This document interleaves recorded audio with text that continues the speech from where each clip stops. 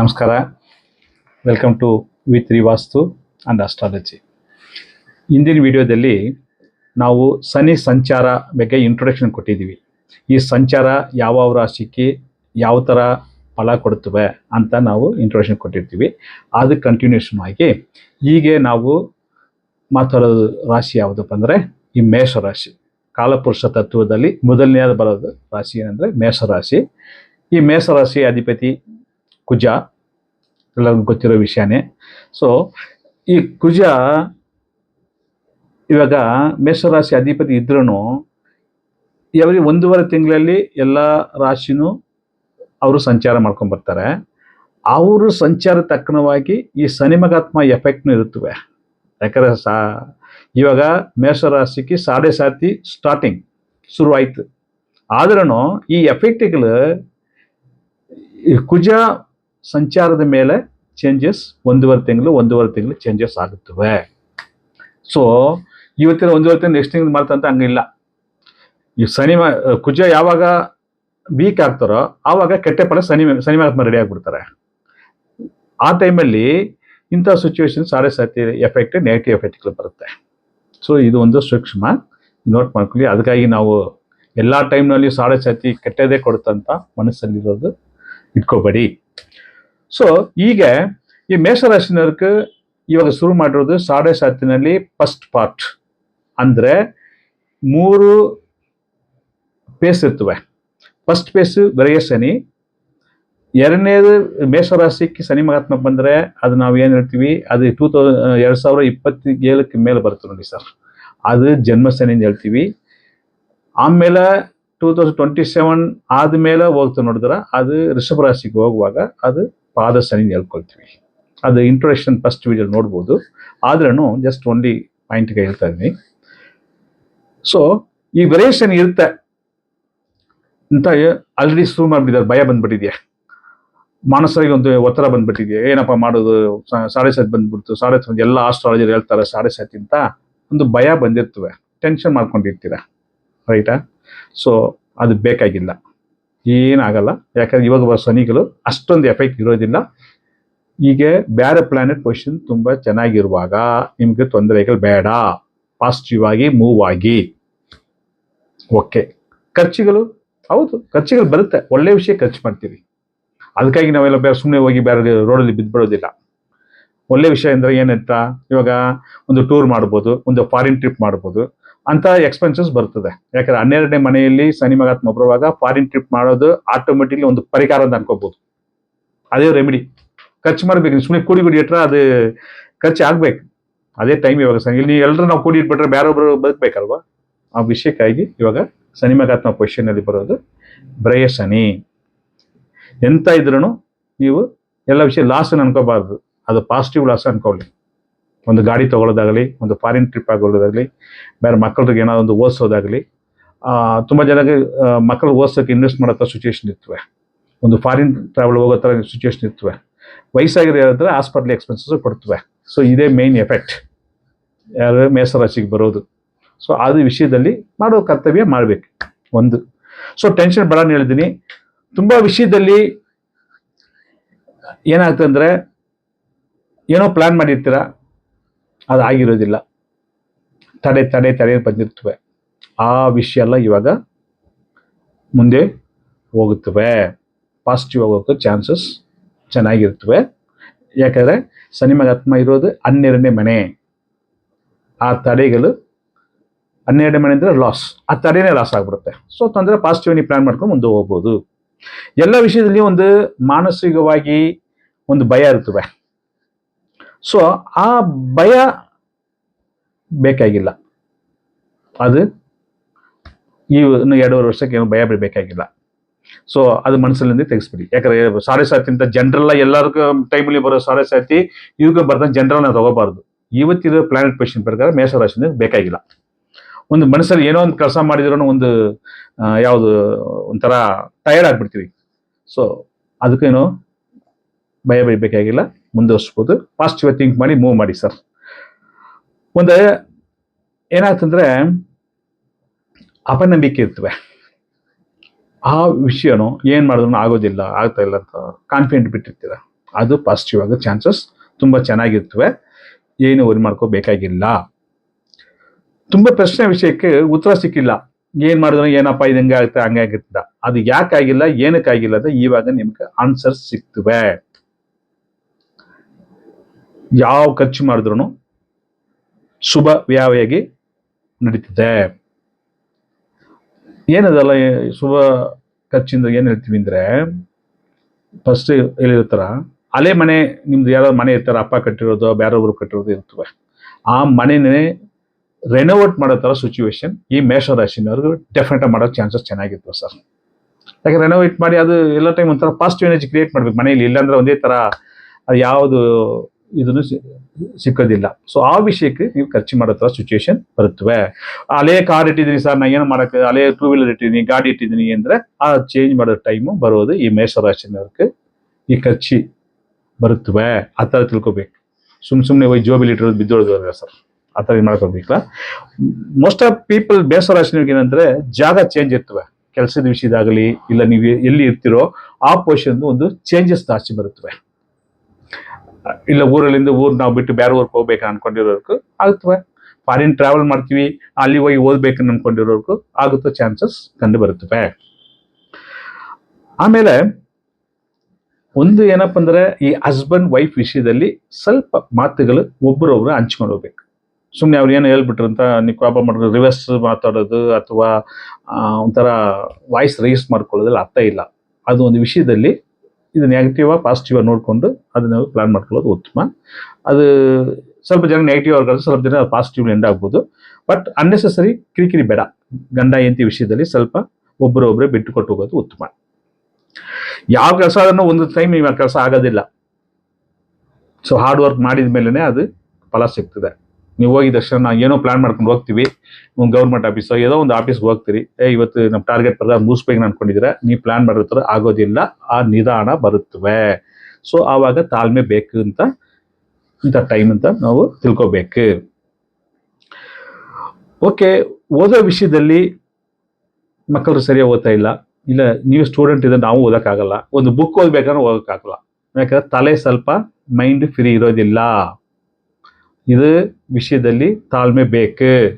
ಒಂದು ಸಾರಿ ಓದೋ ವಿಷಯ 4 ಸಾರಿ ಓದ್ಬೇಕು, ಆವಾಗಲೇ ಅರ್ಥ ಆಗೋದು. ಯಾಕಂದ್ರೆ ಮಂದ ಬುದ್ಧಿನ ಬಂದಿರ್ತವೆ ನೋಡಿ ಸರ್, ಅದು ಈ 7:30 ಟೈಮಲ್ಲಿ ಇದು ಒಂದು ಎಫೆಕ್ಟ್ ಕಂಡು ಬರುತ್ತವೆ. ಸೊ ನಾವು ಹಿಂಗೆ ಆಕ್ಟಿವ್ ಆಗಿದ್ದ ಒಂದು ಸಾರಿ ಬುಕ್ ಓದ್ಬಿಟ್ರೆ ನಾವು ಹಂಗೆ ಎಕ್ಸಾಮ್ ಬರೀತಾರೆ ಆಗ್ಬಿಡ್ತಾರಲ್ಲ. ತುಂಬ ಜನಕ್ಕೆ ಇವಾಗ ಆಗಲ್ಲ. 4 ಸಾರಿ 5 ಸಾರಿ ಓದಲೇಬೇಕು. ಎಸ್ಪೆಷಲಿ ಸ್ಟೂಡೆಂಟ್ ಇರ್ತಾರೆ ನೋಡಿ ಸರ್, ಒಂದು ಸಾರಿಗೆ 4 ಸಾರಿ ಓದೋದು ಉತ್ತಮ. ಅದು ಓದ್ಬಿಟ್ಟಿದ್ಮೇಲೆ ಜ್ಞಾಪಕ ಹತ್ರ ಇರೋದಿಲ್ಲ, ಮರ್ತ್ಬಿಡ್ತೀವಿ. ಸೊ ಇದು ಒಂದು ಪಾಯಿಂಟ್ ನೋಟ್ ಮಾಡ್ಕೊಳ್ಳೋ ವಿಷಯ. ಸೊ ನಾ ಕೆಲಸದಲ್ಲಿದ್ದೀನಿ ಸರ್, ನಾವು ಎಷ್ಟು ಕೆಲಸ ಮಾಡಿದ್ರು ಅದಕ್ಕೆ ಯಾರೂ ಅಪ್ರಿಷಿಯೇಟ್ ಮಾಡೋದಿಲ್ಲ, ಪ್ರಮೋಷನ್ ಕೊಡಲ್ಲ, ಒಂದು ಇನ್ಸೆಂಟಿವ್ ಬರಲ್ಲ, ಬರೋ ಸಂಬಳ ಟೈಮಿಗೆ ಬರಲ್ಲ ಅಂಥ ವಿಷಯ ಎಲ್ಲ ನಾವು ಎಕ್ಸ್ಪೆಕ್ಟ್ ಮಾಡಿದ್ದೀರಲ್ವ, ಅದ್ರಲ್ಲಿ ಸ್ವಲ್ಪ ತಡೆ ಸ್ಲೋ ಆಗ್ತವೆ, ಇಮಿಡಿಯೇಟ್ ಆಗೋದಿಲ್ಲ. ತಾಳ್ಮೆ, ಅದಕ್ಕೆ ತಾಳ್ಮೆ ಮೇಂಟೈನ್ ಮಾಡಬೇಕು. ಸೊ ನೀವು ಪ್ರಮೋಷನ್ ಬರ್ಬೇಕಾದ್ರೆ ಡಿಲೇ ಆಗ್ತವೆ, ಸ್ಯಾಲ್ರಿ ಹೈಕ್ ಸ್ವಲ್ಪ ಡಿಲೇ ಆಗೇ ಬರೋದು. ಇಂಥ ವಿಷಯದಲ್ಲಿ ಇನ್ಕಮ್ಗಂತೂ ಎಕ್ಸ್ಪೆನ್ಸಸ್ ಯಾವ ಥರ ಪ್ಲ್ಯಾನ್ ಮಾಡಬೇಕು ಮಾಡ್ಕೊಳ್ಳೋದು ಉತ್ತಮ. ಯಾಕೆ ಇವಾಗ 2ನೇ ಮನೆ ಇದು ಮೀನರಾಶಿಯಲ್ಲಿ ಇರೋ ಶನಿ ಮಹಾತ್ಮ ತನ್ನ 3ನೇ ದೃಷ್ಟಿಯಲ್ಲಿ ನಿಮ್ಮ ರಾಶಿಗೆ 2ನೇ ಮನೆಯಾಗಿ ವೃಷಭ ರಾಶಿ ನೋಡ್ತವೆ. ಆವಾಗ ಏನಾಗ್ತವೆ, ಈ ಕುಟುಂಬ ವಿಷಯದಲ್ಲಿ ಕೇರ್ಫುಲ್. ಒಂದೊಬ್ಬರು ಮಾತು ಒಬ್ಬರು ಅಳತೆ ಮಾಡಿ ಯೋಚನೆ ಮಾಡಿ ಮಾತಾಡಬೇಕು. ಇಲ್ಲ ಅಂದ್ರೆ ನಮ್ಮ ಬಾಯಲ್ಲಿ ನೀವು ಒಳ್ಳೆ ವಿಷಯ ಹೇಳಕ್ ಹೋದ್ರೆ ಅದು ಕೆಟ್ಟದ ಅನ್ಕೊಂಡು ಬೇರೆ ಏನೇನು ಶುರು ಆಗ್ಬಿಡುತ್ತವೆ. ಸೊ ಮಾತಿನ ವಿಷಯದಲ್ಲಿ ಒಬ್ರಿಗೆ ದುಡ್ಡು ಏನೋ ಕೊಡ್ತೀವಿ ಅಂತ ಕಮಿಟ್ಮೆಂಟ್ ಹುಷಾರ ಇರಬೇಕು. ಏನೋ ಕಮಿಟ್ಮೆಂಟ್ ಕೊಟ್ಟಿರ್ತಾರೆ, ಮಾಡ್ಕೊಂಡು ದುಡ್ಡು ಕೊಡಕ್ ಆಗಲ್ಲ, ಯಾವ ಕಮಿಟ್ಮೆಂಟ್ ಆಗಲ್ಲ. ಆಮೇಲೆ ನಿಮ್ಮ ಮಾತಕ್ಕೆ ಸ್ವಲ್ಪ ಮರ್ಯಾದೆಗಳು ಕಡಿಮೆ ಆಗ್ತವೆ. ಫಸ್ಟ್ ಥರ ವೆಯ್ಟ್ ಇರೋದಿಲ್ಲ. ಫಸ್ಟ್ ಥರ ನೋಡಿಯಪ್ಪ ಮಾಡಪ್ಪ ಅಂದ್ರೆ ಎಲ್ಲರೂ ನಾವು ಓಕೆ ಅಂತ ಮಾಡೋರು. ಇವಾಗ ಹಂಗಿಲ್ಲ, ಹೌದಾ ಈಗ ತಿರುಗಿಬಿಟ್ಟು ಹೋಗ್ತಾ ಇರ್ತಾರೆ. ಸೊ ಸ್ವಲ್ಪ ಮರ್ಯಾದೆ ಇಂಥ ವಿಷಯದಲ್ಲಿ ಇನ್ಸ್ಟ್ರಕ್ಷನ್ಗೆ ಅಪ್ರಿಷಿಯೇಷನ್ ಸಿಕ್ಕೋದಿಲ್ಲ. ಸೊ ನಿಮ್ಮ ಮಾತಕ್ಕೆ ಏನಪ್ಪ ನಂಗಿದ್ದೆ ನಾ ಹೇಳಿದ್ರೆ ಭಯ ಬಿದ್ದು ಮಾಡೋರು ಇವಾಗ ಯಾರು ಭಯ ಬೀಳ್ತಾರಲ್ಲ ಅಂತ ಅನ್ಕೋಬಹುದು. ಅದಾವುದು ಇಂಥ ಸಿಚುವೇಶನ್ ಬರುತ್ತವೆ. ಎಲ್ಲ ವಿಷಯದಲ್ಲಿ ಗಮನ ಬೇಕು ಸರ್. ದುಡ್ಡು ವಿಷಯದಾಗಲಿ ಫ್ಯಾಮಿಲಿ ವಿಷಯದಾಗಲಿ ಸ್ವಲ್ಪ ಯೋಚನೆ ಮಾಡಿ ಎಲ್ಲ ವಿಷಯ ಮಾಡಬೇಕಾಗತ್ತೆ. ಶನಿ ಮಹಾತ್ಮ ದೃಷ್ಟಿ ಏನಪ್ಪ ಅಂದ್ರೆ ಮೇಷರಾಶಿಗೆ 6ನೇ ಮನೆ ಕನ್ಯಾ ರಾಶಿ ಮೇಲೆ ಬೀಳುತ್ತೆ. ಆವಾಗ ಈ ಉದ್ಯೋಗ ವಿಷಯದಲ್ಲಿ ಜಾಬ್ ವಿಷಯದಲ್ಲಿ ತುಂಬ ಕೇರ್ಫುಲ್ ಇರಬೇಕು. ಸ್ವಲ್ಪ ಚೇಂಜಸ್ ಆಗೋ ಚಾನ್ಸ್ ಇರ್ತವೆ.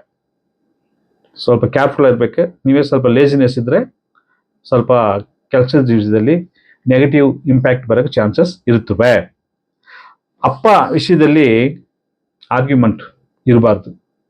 ಅವ್ರು ಏನು ಹೇಳಿದ್ರು ಅಂತ ಓಕೆ ಅಂತ ಹೇಳ್ಕೊಂಡು ಹೋಗ್ಬೇಕು. ಇವು ಅಪ್ಪ ಮಕ್ಕಳ ವಿಷಯದಲ್ಲಿ ಇಂಥ ಸಾಡೆ ಟೈಮಲ್ಲಿ ಇಬ್ಬರಿಗೂ ಆಗಿ ಬರೋದಿಲ್ಲ. ಸೊ ಅನ್ನೆಸರಿ ವಾದ ಬೇಡ. ಎಸ್ಪೆಷಲಿ ನಿಮ್ಮ ತಂದೆ ಆದರೆ ಅದು ತಂದೆನೂ ಸ್ವಲ್ಪ ನಿಮ್ಮ ಟೈಮ್ ಚೆನ್ನಾಗಿರೋದ್ರೆ ಮಕ್ಕಳದ್ದು ಹುಷಾರಾಗಿರ್ಬೇಕು. ಸೊ ಇದು ಯಾರು ಸಾಡೆ ನಡೀತೋ ಅವ್ರಿಗೆ ಯೋಚನೆ ಮಾಡಿಕೊಂಡು ಪ್ಲಾನ್ ಮಾಡ್ಕೊಂಡ್ರೆ ಈ ವಿಷಯದಲ್ಲಿ ನಾವು ಈಸಿಯಾಗಿ ಮ್ಯಾನೇಜ್ ಮಾಡ್ಕೊಂಡು ಹೋಗ್ಬೋದು. ಯಾಕಂದರೆ ಅದು ಎಫೆಕ್ಟ್ ಇರೋಲ್ಲ ಅಂತ ಹೇಳ್ತಲ್ಲ, ಮ್ಯಾನೇಜ್ ಹೆಂಗೆ ಮಾಡ್ಬೋದು. ಇಂಥ ವಿಷಯಕ್ಕೆ ಭಯ ಬಿಡಬೇಡಿ. ಇಂಥ ವಿಷಯನ ಮ್ಯಾನೇಜ್ ಮಾಡಿ ಇಂಥ ವಿಷಯಕ್ಕಾಗಿ ಒಂದು ಅವೇರ್ನೆಸ್ ಗೈಡ್ಲೈನ ತೊಗೊಂಡು ನಾವು ಫಾಲೋಅಪ್ ಮಾಡ್ಕೊಳ್ಳೋದು ಇಂದ ಈ ಸಾಡೆ ವಿಷಯದಲ್ಲಿ ನಾವು ಎಸ್ಕೇಪ್ ಆಗ್ಬೋದು ಅಂತ ಪಾಯಿಂಟಿಗೆ ನಾವು ಹೇಳ್ತಾ ಇರೋದು. ಓಕೆ ಸರ್, ಮಕ್ಕಳು ಮದುವೆ ಆಗ್ಬೇಕಂತ ಅನ್ಕೊಂಡಿದ್ವಿ, ಮದುವೆ ಮಾಡ್ಬೇಕಂತ ಅನ್ಕೊಂಡಿದ್ವಿ ಅಂತ ಅನ್ಕೊಂಡಿದ್ರೆ ಧಾರಾಳವಾಗಿ ಮದುವೆ ಮಾಡ್ಬೋದು. ಮದುವೆ ಮಾಡೋ ಹುಡುಗ ನಿಮಗೆ ಸಾಡೆ ನಡೀತಿರೋ ಮದುವೆ ಮಾಡ್ಕೊಳ್ಳಿ, ಏನು ತೊಂದರೆ ಆಗೋದಿಲ್ಲ. ಯಾಕಂದರೆ ಈ ಸಾಡೆ ಟೈಮಲ್ಲಿ ತುಂಬ ಜನಕ್ಕೆ ಮದುವೆ ಆಗೋದು. ಸೊ ಹೋದ ಜನ್ಮದಲ್ಲಿ ನಿಮ್ಗೆ ಯಾರು ಹೆಂಡತಿ ಇದ್ದಾರೋ ಅಥವಾ ಆ ಥರ ಕರ್ಮ ಫಲವಾಗಿ ಒಳ್ಳೆ ಹೆಂಡತಿ ಸಿಗ್ತಾರೆ. ಅದು ಸ್ವಲ್ಪ ಟರ್ಬುಲೆನ್ಸ್ ಆಗಿ ಇರ್ತವೆ, ಅದೇನು ವರಿ ಮಾಡ್ಕೋಬೇಕಾಗಿಲ್ಲ. ಮದುವೆ ಮಾಡೋ ಹುಡುಗಿರ್ಗೂ ಮದುವೆ ಮಾಡ್ಬೋದು, ತಪ್ಪೇನಿಲ್ಲ. ಆಮೇಲೆ ಸ್ವಲ್ಪ ಜನ ಈ ಶೇರ್ ಮಾರ್ಕೆಟ್ ಆಗಲಿ ಬೇರೆ ಸೈಟ್ ಮೇಲೆ ಇನ್ವೆಸ್ಟ್ ಮಾಡಿ ದುಡ್ಡು ಮಾಡ್ತೀನಿ ಸ್ವಲ್ಪ ಮಾಡ್ತೀನಿ ಅಂತ ಸಾಲ ತೊಗೊಂಡು ಇನ್ವೆಸ್ಟ್ ಮಾಡ್ತಾರೆ. ಕ್ರೆಡಿಟ್ ಕಾರ್ಡ್ ತೊಗೊಂಡು, ಪರ್ಸನಲ್ ಲೋನ್ ತೊಗೊಂಡು, ಆ ಲೋನ್ ಈ ಲೋನ್ನ ತೊಗೊಂಡು ಇನ್ವೆಸ್ಟ್ ಮಾಡಿ 4 ಪೈಸೆ ಉಳಿತಾಯ ಮಾಡೋಂತ ಮಾಡ್ತಾ ಇದ್ದಾರೆ. ಆ ವಿಷಯ ಹೀಗೆ ಬೇಡ. ಯಾವ ಇನ್ವೆಸ್ಟ್ಮೆಂಟ್ ಮಾಡಿದ್ರೂ ಪಾಸಿಟಿವ್ ಹೋಗೋದು ಸದ್ಯಕ್ಕೆ ಬೇಡ. ಮೂರನೇ ವಿಷಯ, ಈ ಆಲ್ರೆಡಿ ನಾನು ಶನಿ ಮಹಾತ್ಮ 6ನೇ ಪ್ಲೇಸ್ ನೋಡ್ತೀನಿ ಹೇಳಿದ್ದೀನಿ. ಈ ಜಾಬ್ ವಿಷಯದಲ್ಲಿ ಒಬ್ಬರ ಮೇಲೆ ಒಬ್ಬರು ಏನೋ ಗಾಸಿಪ್ ಕ್ರಿಯೇಟ್ ಮಾಡ್ತಾರೆ ನೋಡಿ. ಅವ್ರು ಸರಿ ಇಲ್ಲ, ಇವ್ರು ಸರಿ ಇಲ್ಲ, ಬಾಸ್ ಸರಿ ಇಲ್ಲ, ಅವ್ರು ಸರಿ ಇಲ್ಲ ಮಾತಾಡ್ತೀವಲ್ವ, ಆ ವಿಷಯದಲ್ಲಿ ಸ್ವಲ್ಪ ಎಸ್ಕೇಪ್ ಆಗೋದು ಉತ್ತಮ. ಬೇರೊಬ್ಬರು ಆ ದಾರಿ ಕರ್ಕೊಂಡು ಹೋಗ್ತಾರೆ, ಆ ವಿಷಯದಲ್ಲಿ ನೀವು ಇನ್ವಾಲ್ವ್ ಆಗಬಾರ್ದು. ಆದರೆ ನೀವು ಸಿಕ್ಕಾಕೊಂಡು ಜಾಬಲ್ಲಿ ಬೇರೆ ಥರ ನೆಗೆಟಿವ್ ಪ್ರಾಬ್ಲಮ್ ಆಗೋಕ್ಕೆ ಚಾನ್ಸಸ್ ಇರ್ತವೆ. ಸೊ ಆಮೇಲೆ ಈ ಕಣ್ಣಲ್ಲಿ ಅಂತ ತೊಂದರೆ ಬರ್ತದೆ ಸರ್ ತುಂಬ ಜನಕ್ಕೆ. ಯಾಕಂದರೆ ಮೇಷರಾಶಿ ಅಂದರೆ ಅದು ಕಣ್ಣು ಎದ್ದು ಮುಖ ಸಂಬಂಧಪಟ್ಟ ವಿಷಯದಲ್ಲಿ ಈ ತೊಂದರೆ ಬರುತ್ತೆ. ಅದು ಮಿಸ್ ಮಾಡೋಕೆ ಹೋಗ್ಬೇಡಿ. ಅದು ಸ್ವಲ್ಪ ಟ್ರೀಟ್ಮೆಂಟ್ ತೊಗೊಂಡು ಆ ಕನ್ನಡಿ ಚೇಂಜ್ ಮಾಡಬೇಕಾದ್ರೆ ಮಾಡ್ಕೊಳ್ಳೋದು ಉತ್ತಮ. ಆಮೇಲೆ ಮೇಯ್ನ್ ವಿಷಯ ಏನಂದರೆ ಈ ಸಾಡೆ ಟೈಮಲ್ಲಿ ಮನುಷ್ಯನಿಗೆ ಇದು ಶಕ್ತಿ, ಇಮ್ಯೂನ್ ಸಿಸ್ಟಮ್ ಇರ್ತೀವಿ ನೋಡಿ, ಆ ಸಿಸ್ಟಮೇ ಕಡಿಮೆ ಆಗ್ತವೆ. ಸೊ ಅದಕ್ಕಾಗಿ ಏನು ಮಾಡಬೇಕು, ಆ ಊಟ ವಿಷಯದಲ್ಲಿ ಈ ಎಳ್ಳು ಏನೋ ತಿರ್ತಾರೆ ನೋಡಿ ಸರ್, ಅಂಥ ವಿಷಯ ಸ್ವಲ್ಪ ನಾವು ಪ್ಲ್ಯಾನ್ ಮಾಡಿ ಹೆಲ್ತ್ ನ್ಯೂಟ್ರಲೈಸ್ ಮಾಡೋದು ಉತ್ತಮ. ಎನರ್ಜಿ ಲೆವೆಲ್ ಕಡಿಮೆ ಆಗ್ತವೆ. ಆ ವಿಷಯಕ್ಕಾಗಿ ನಾವು ಕೇರ್ಫುಲ್ಲಾಗಿ ಮಾಡ್ಕೋಬೇಕು. ಇಮ್ಯೂನ್ ಸಿಸ್ಟಮ್ ಕಡಿಮೆ ಆಗುತ್ತವೆ, ವಿಟಮಿನ್ ಅಂತ ಸಿಚುವೇಶನ್ ಪ್ರಾಬ್ಲಮ್ ಬರುತ್ತೆ. ಸೊ ಇದೇ ಮೇಜರ್ ಪಾಯಿಂಟ್ಗಳು. ಈ ಪಾಯಿಂಟ್ಗಳು ನಾವು ಗೈಡ್ಲೈನ ತೊಗೊಂಡು ಇದರಿಂದ ನಾವು ಯಾವ ಥರ ಮ್ಯಾನೇಜ್ ಮಾಡ್ಕೊಳ್ಳಿ. ತುಂಬ ವಿಷಯ ನಾವು ಅವಾಯ್ಡ್ ಮಾಡೋಕ್ಕಾಗಲ್ಲ. 70% ನಾವು ಒಳ್ಳೇದಾಗುತ್ತವೆ ಅಂತ ಹೇಳಿದ್ವಿ, 70% ಒಳ್ಳೆ ಹಣಕಾಸು ವಿಷಯದಾಗಲಿ ಇಂಥ ಲೈಫಲ್ಲಿ ಚೆನ್ನಾಗಿರ್ತವೆ. ಸೊ ಇದಕ್ಕಾಗಿ ನಾವು ನೆಗೆಟಿವ್ ಫಲ ಎಷ್ಟು ಪರ್ಸೆಂಟೇಜ್ ಇರ್ತವೋ ಯಾವತ್ತೂ 70% ನಾವು ಒಳ್ಳೆ ಫಲನ ಹೇಳಿದ್ದೀವಿ, ಈ 30% ಕೆಟ್ಟ ಫಲ ನೆಗೆಟಿವ್ ಫಲನ ಹೇಳಿದ್ಯಲ್ವಾ, ಅದಕ್ಕೆ ವೆಯ್ಟ್ ಜಾಸ್ತಿ ಇರ್ತವೆ. ಜನಗಳು ಅದೇ ಮತ್ಬಿಡ್ತಾರೆ, ಇದು 30% ಮಾತ್ರನೇ ಯೋಚನೆ ಮಾಡ್ತಾರೆ. ಸೊ ಇವತ್ತು 30% ಯಾವ ಥರ ಮ್ಯಾನೇಜ್ ಮಾಡ್ಬೋದು ಅಂತ ಒಂದು ಅವೇರ್ನೆಸ್ಗಾಗಿ ಈ ಪಾಯಿಂಟ್ ಎಲ್ಲ ಹೇಳಿದ್ವಿ. ಸೊ ಓಕೆ ಸರ್, ನಾನು ಏನಾದ್ರು ಪರಿಹಾರ ರೆಮಿಡಿ ಮಾಡ್ಕೋಬೇಕು ಅಂದರೆ ಈ ಸಾಡೆ ಟೈಮಲ್ಲಿ ಆದಷ್ಟು ಅಟ್ಲೀಸ್ಟ್ ಶನಿವಾರ ನಾನ್ ವೆಜ್ ಅವಾಯ್ಡ್ ಮಾಡಿಕೊಂಡು ಶನಿ ಮಹಾತ್ಮ ದೇವಸ್ಥಾನ ಅಥವಾ ಆಂಜನೇಯನ ಗುಡಿಗೆ, ಗಣೇಶ ಇಂಥ ದೇವಸ್ಥಾನಕ್ಕೆ ಹೋಗ್ಬಿಟ್ಟು ಸ್ವಲ್ಪ ನಾವು ಪ್ರೇ ಮಾಡಿದರೆ ಈ ವಿಷಯಕ್ಕೆ ಸ್ವಲ್ಪ ಪರಿಹಾರವನ್ನು ನಾವು ತಗೋಬೋದು. ಇದು ಒಂದು ವಿಷಯ. ಆಮೇಲೆ ಶನಿ ಮಹಾತ್ಮ ವಾಹನ ಇರೋದು ಕಾಗೆ, ಎಲ್ಲರಿಗೂ ಗೊತ್ತಿರ್ತವೆ. ಸ್ವಲ್ಪ ಆ ಕಾಗೆಗೆ ಏನೋ ಒಂದು ಊಟ, ಅನ್ನ, ನೀರು, ಸ್ವಲ್ಪ ನೀರನ್ನು ಇಡ್ಬೋದು. ಇಂಥ ವಿಷಯ ಮಾಡೋದ್ರಿಂದ ಸ್ವಲ್ಪ ಇದು ನಾವು ಪರಿಹಾರವಾಗಿ ತಗೋಬೋದು. ಆಮೇಲೆ ಮನೆಯಲ್ಲಿ ಇರ್ತಾರೆ ನೋಡಿ ಸರ್, ಹಿರಿಯರು ಇರ್ತಾರಲ್ವ, ನಿಮ್ಮ ತಾತ ಮುತ್ತಾತ ಅಜ್ಜಿ ಅವರೆಲ್ಲ ಇರ್ತಾರೆ ನೋಡುವ, ಅವ್ರ ಫೋಟೋ ಹಾಕಿದ್ರೆ ನಾವು ಪ್ರೇ ಮಾಡೋದನ್ನು ಈ ಶನಿ ಮಹಾತ್ಮ ವಿಷಯದಿಂದ ಪಾಸಿಟಿವ್ ಆಗಿ ನಾವು ಮುಂದುವರಿಸ್ಬೋದು. ಸ್ವಲ್ಪ ಜನಕ್ಕೆ ಶನಿ ಶ್ಲೋಕ ಇದ್ದರೆ ಶನಿ ಮಹಾತ್ಮ ತಿಳ್ಕೊಂಡು ಫಾಲೋ ಅಪ್ ಮಾಡೋದಂದ್ರೆ ಅದು ಫಾಲೋ ಅಪ್ ಮಾಡ್ಬೋದು. ಸೊ ಇಂಥ ವಿಷಯದಲ್ಲಿಂದನೇ ಈ ಸಾಡೆ ಸಾತಿ ವಿಷಯದಲ್ಲಿಂದ ನಾವು ಹೆಂಗೆ ಮ್ಯಾನೇಜ್ ಮಾಡ್ಬೋದು ಅಂತ ನಮಗೂ ಸ್ವಲ್ಪ ವಿಷಯಗಳು ಹೇಳಿದ್ದೀನಿ. ಆದ್ರೂ ಫುಲ್ ಡೀಟೇಲ ತುಂಬ ತೊಂದರೆ ತಡ್ಕೊಳ್ಳೋಕ್ಕಾಗಿಲ್ಲ ಅಂದರೆ ಹತ್ರ ಯಾರು ನಮ್ಮ ಒಳ್ಳೆ ಆಸ್ಟ್ರಾಲಜರ್ ಇದ್ದಾರೆ ಅವರ ಅಡ್ವೈಸ್ ತೊಗೊಂಡು ಇದು ಮ್ಯಾನೇಜ್ ಮಾಡ್ಕೊಂಡು ಹೋಗೋದು ಉತ್ತಮ ಅಂತ ಹೇಳಿ ಈ ವಿಡಿಯೋದಲ್ಲಿಂದ ನಮಸ್ಕಾರ ಹೇಳ್ತೀವಿ. ನಮಸ್ಕಾರ ಸರ್, ಆಲ್ ದಿ ಬೆಸ್ಟ್.